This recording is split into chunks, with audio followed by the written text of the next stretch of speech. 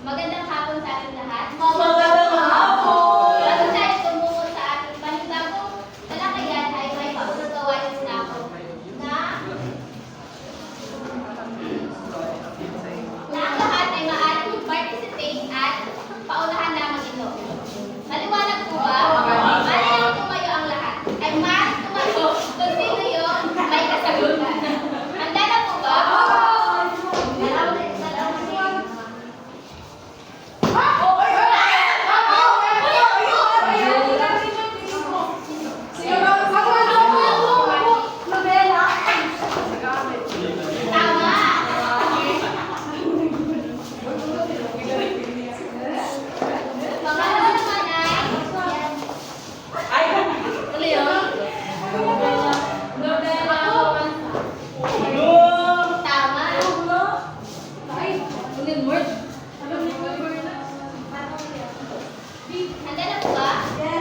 Maaaring tumayo ha?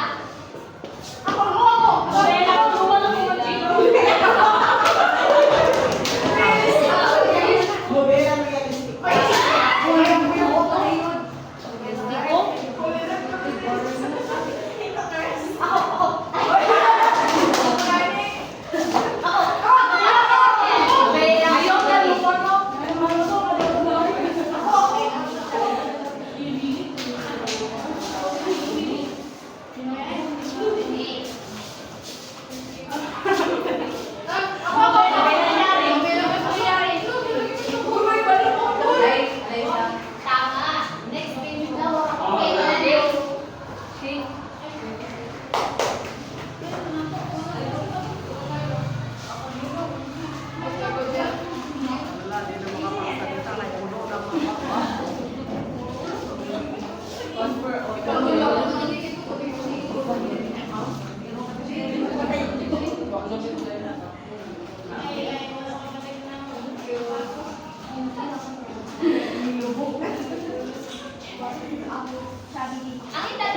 Ang itatalakay mo sa hapon na ito ay ang mauri ng nobela. Bago ito, ano nga ba ang nobela? May maklasa ba, Miss Coron? So, ang nobela, ito ay isang ibuyang akdang pagpaligiran kung saan ito ay nakapit sa iba't ibang Magaling. Bigyan natin siya ng tatlong bagsa. Ano ba? May paglalahad na ba tungkol sa nobela? Hello, Johnny.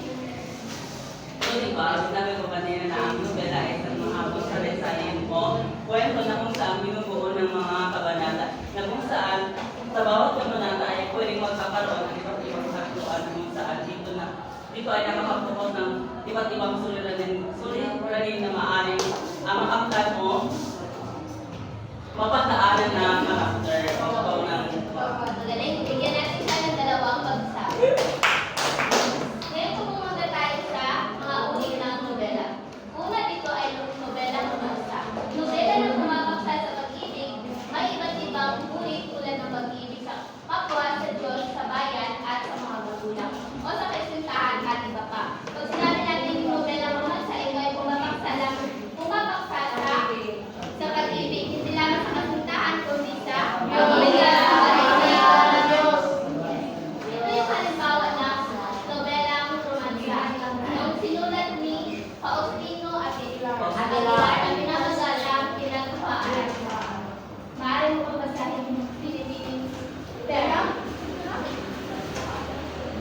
pinaglakuan. Kwento ito ng dalawang taong nagmamahalan na nasa magkaibang mundo.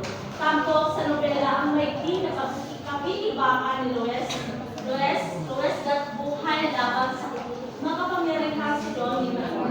Kailangan ipaglaban ni Luis, hindi lamang ang usapin na pangnawang, kundi maging ang itinitibok ng kanyang puso.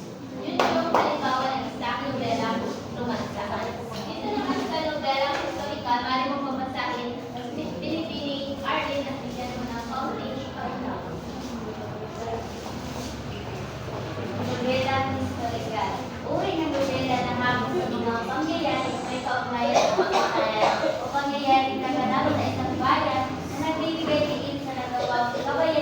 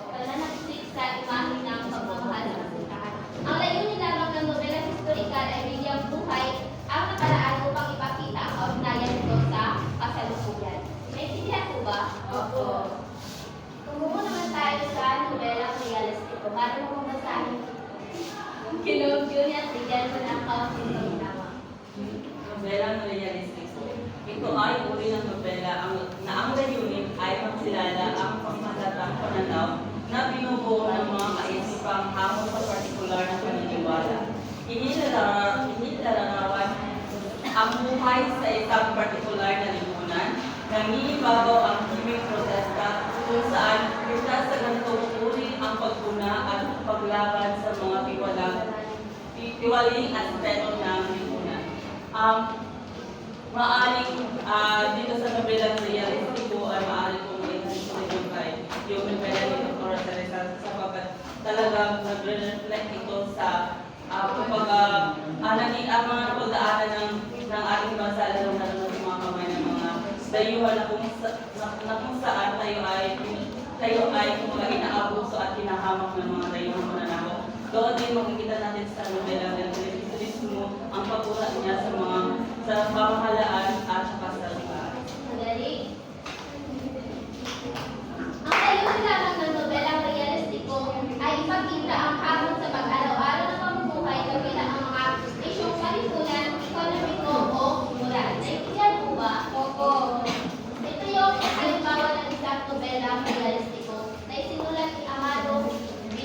Fernandez na ang mga ibong mandadalo noong 1969. Tumungo naman tayo sa nobelang layunin. Maaari mo kong basahin ni Billy Clare at bigyan mo ng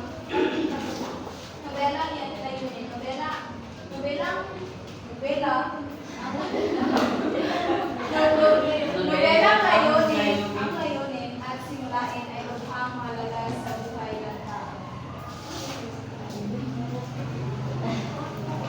Ari mo tayo. Bata-bata, paano ka ginawa? Nilo, Luwalhati Bautista. Isinasalaysay ng batha ang buhay ni Leia, isang magagawang ina na may dalawang anak. Makikita dito ang paglalarawan ng pananaw ng lipunan tungkol sa kababaihan, pagiging ina, at kung paano ganapin ng ina ang kanyang pagiging magulang sa makabagong panahon. Ang nobelang layunin ay nakatuon sa pagpapahayag ng mga adhikain o layunin, tulad ng pagtuturo ng aral, pagpapabuti ng moralidad at pagsulong ng palipunang pagbabago. Dito sa nobelang layunin ay may pagpupulutan ng aral ang mga mamulasa. Naintindihan mo ba? Opo. Tumungo naman tayo sa nobelang tauhan at mong basahin Pinisiling Alaysa. Nobelang tauhan. Ang uri ng nobelang ito ay nagbibigay diin at halaga sa mga pangailangan sa lagayan at hangarin ng mga tauhan, partikular ang kaunang tauhan. Sa nobelang tauhan naman ay ang pangunahing diin ng ganitong nobela ay ang personalidad, emosyon at pag-unlad ng mga tauhan. Ito yung halimbawa ng isang nobelang tauhan. Sa lalaki sa dilim ni Benjamin Pascual. Ang nobelang ito ay tungkol sa isang lalaki na nangangalang Rafael Wabel na may ginawang malaking kasalanan ang panggagahasa sa isang babaeng Islam na si Ligaya, na siya rin ang nagbigay iwanan sa madilim na katauhan ni Rafael. Masasalangin sa nobela nito kung paano nababago ang buhay ng lalaki sa pamamagitan ng pagsisisi at muling nagbigay iwanan sa kanyang lalaki. Iintindihan mo ba? Sunod naman ay ang nobelang pagbabago. Maaari mong basahin mo. Style at bigyan mo ng pagbabago. Sa nobelang pagbabago. Ito ay uri ng nobelang naglalayong magtaguyod ng pagbabago sa buhay ng tao at sa lipunang kanyang ginagalawan. Layunin nito imulat sa mga magbabasa ang mga pagsasamantala, pagmamalabis at maging ang katotohanan na nasasaksihan sa lipunan. So halimbawa ng nobelang pagbabago ay yung mga akda ni Jose Rizal na kung saan inimumulat niya ang mga Pilipino sa mga pagmamalabis ng mga Espanyol. Galing. Ang nobelang pagbabago ay layunin nito bukawin ang kamalayan ng mga magbabasa upang may impluwensya ang kanilang pananaw o kilos. Tumungo naman tayo sa nobela ng Cagayan. Maaari mo magbasahin mo ay Miss Rochelle.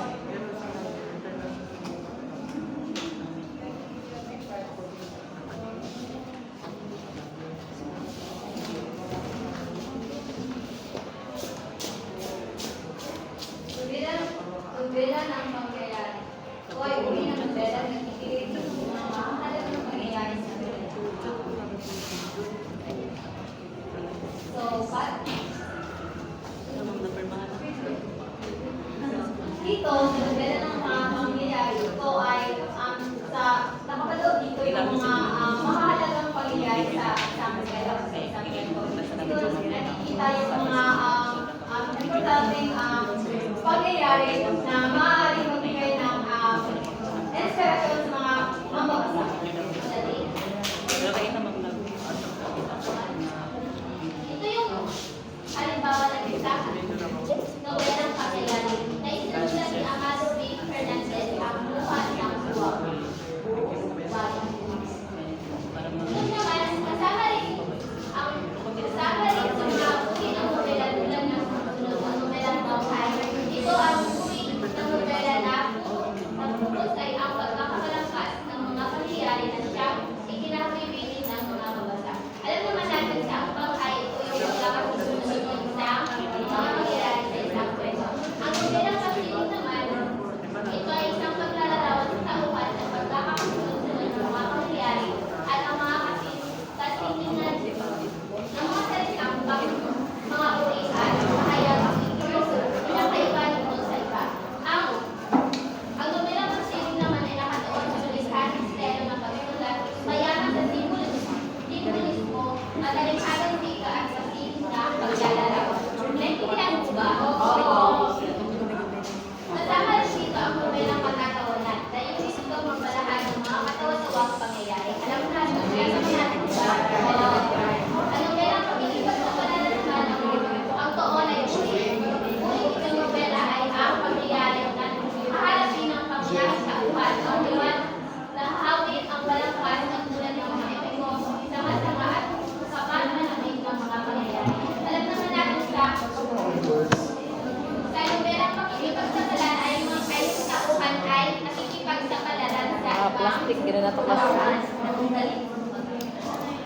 Ano ba? Tigas ang Dito naman sa mga karutangan pakabago o dystopian o coloristic. Ito isa ito sa mga bagong uri ng nobela na ang pagsaay tungkol sa mga pangyayari na may kaugnay sa teknolohiya at drug. Makabago ito tulad ng mga pelikulang Siamese, mga pangyayari na mabangkay ang mundo sa ibang lumalot na daigdig tulad ng kalokohan, kakubahan, robohan, turista at iba pa. Ang nobelang Panimula naman o Utopian, isa itong uri ng magpapahayag ng isang perfectong simbolan. Ang nobelang autobiography naman ito ay nobelang pagkikwantan ng impormasyon tungkol sa bangkay na may akda, ipinapaloob ang mga kasulat at mga elemento ng kanyang buhay at pinagsahalo ang mga ito sa balangkas ng nobela. Iswag ka lang yan din. Kaya din makita. Rapunzel, paano? Say, iswag ka mo, Say. Ang nobelang Katatakutan naman ang buti ay nagkukwento ng mga kaganapan na nakakahangad na makabuo ng isang tapong sa mga magbabasa. Alam naman natin, di ba nito, na ang isang magbasa ay matatakot sa mga binabasa na nobela. Dahil nakatakutan, di ba? Nakulit siya ng mga elemento na hindi gaya sa atin. Ang nobelang Pantanda naman, marunong ka sa Isaiah. At sige naman Ang nobelang Fantasya ay naglalahad ng mga pangyayayan, tagpuan at tauhanan na umuo sa mga likhang isip at di nakikita at sa buli-buli lamang nabubuo. Bagaman, likhang isip ay nakapagdudulot ng tila, makatotohanang mundo na maaaring panirahan ng karaniwang tao. Kabilang dito ang mga kwento ng lambana, diwata, engkanto at iba pa. ang nobelang Fantasya ay nagbibigay diin sa imahinasyon ng malikhaing pagsasalaysay. Ang nakatuon sa nobelang ito ay iba yung mga bata na madali lang silang maniwala sa isang mga diwata o mga hikay. Sunod naman ay nobelang Satirical. Ang nobelang ito ay naghahangad ng manuya sa isang particular na elemento. Ito ay para makapukaw ng pagbabago ng opinyon ng mga bangsa o kahit isang hiyang. Ang layunin ng nobelang Satirical ay libangin ang mga mabasa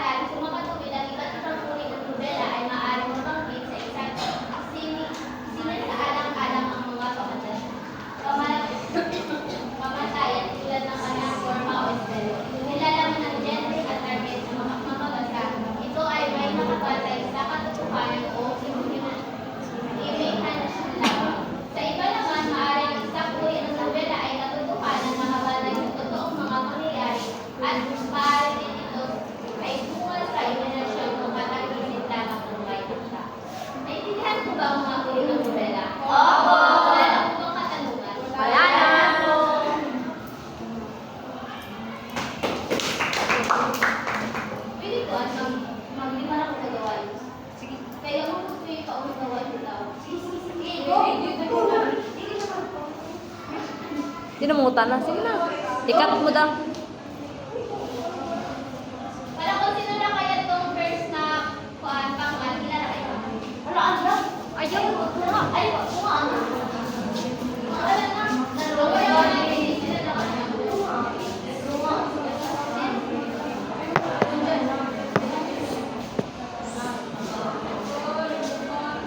Ngayon, pumunta naman tayo sa ating pangalawang gawain. Ang klase hatiin sa dalawang grupo. Ito yung unang grupo at ito yung pangalawang grupo.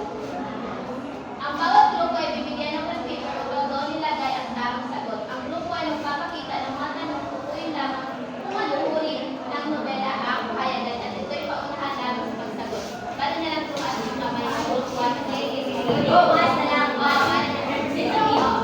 yung paunahan lamang ito ha. Ito yung pangkat-una at ito yung pangkat-una. Handa na po ba?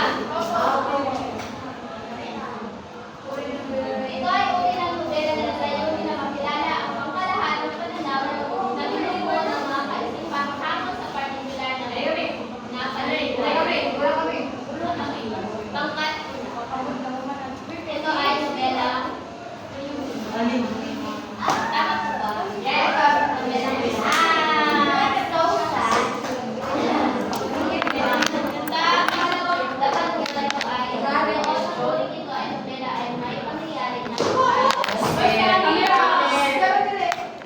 Nobela.